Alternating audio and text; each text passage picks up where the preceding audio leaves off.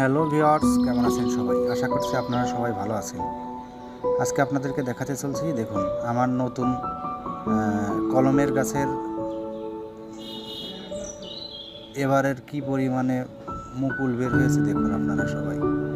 এটা নতুন একটা আমের গাছ, নতুন প্রজাতির,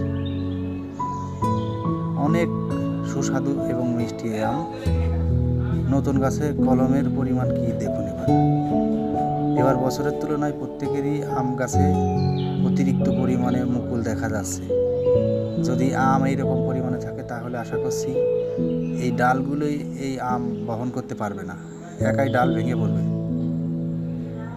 দেখুন ছোট ছোট গাছে কি পরিমাণে মুকুল ধরেছে।